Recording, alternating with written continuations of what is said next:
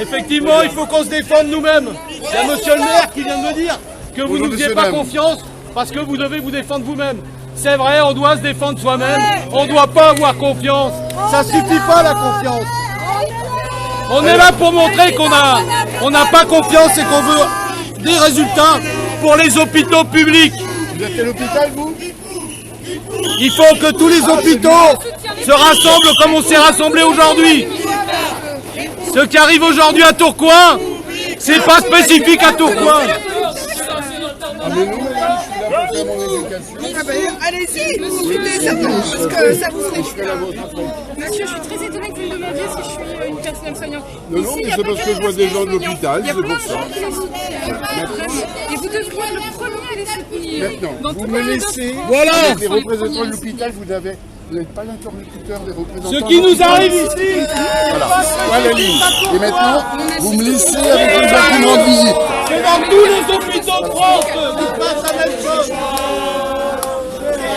Aujourd'hui, c'est à Tourcoing. Ah, donc je ne peux pas soutenir mes camarades, c'est ça, monsieur? Ah non, non, et Ailleurs, vous poussez. comme partout, Non, il non. manque d'effectifs.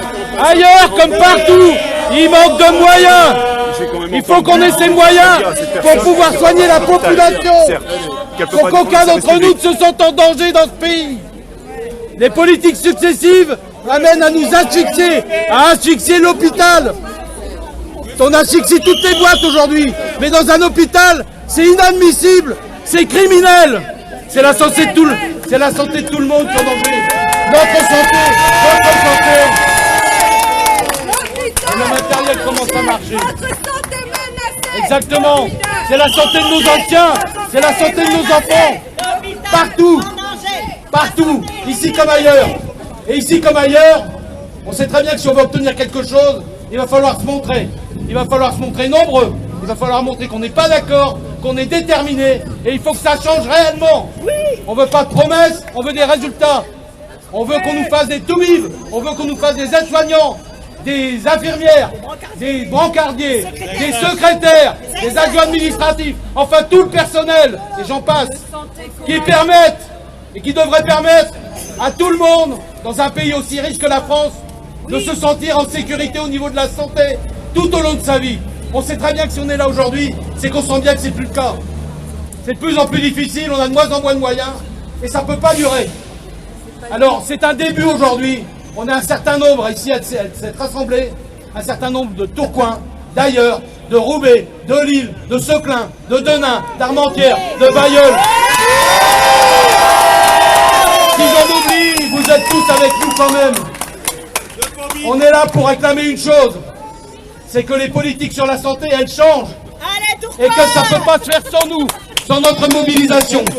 Alors on vous appellera encore, on refera des mouvements jusqu'à ce qu'on soit entendu et jusqu'à ce qu'enfin on puisse soigner la population dans de bonnes conditions à Tourcoing comme ailleurs. Vous venez nous rendre visite et je viens à votre rencontre. Je dis vous venez me rendre visite, donc je viens à votre rencontre. Je connais un certain nombre de problèmes que nous avons dans nos hôpitaux. Je vous rappelle que je suis président du conseil de surveillance de l'hôpital de Tourcoing et avec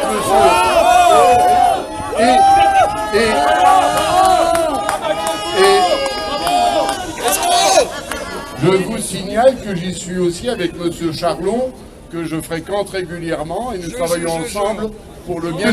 Nous connaissons les problèmes qui touchent l'hôpital et particulièrement celui de Tourcoing. Un certain nombre de décisions ont été prises au niveau des urgences, de renforcement. Il y a des choses qui se mettent en place aussi parce que le problème des urgences, c'est qu'on a beaucoup trop de gens qui viennent, qui n'ont malheureusement rien à nous faire.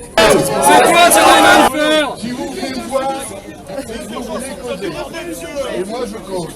Voilà. Et je vous rappelle qu'effectivement, nous avons actuellement des choses qui se mettent en place pour éviter que des gens qui viennent effectivement prendre la place de personnes qui sont en danger grave. Non.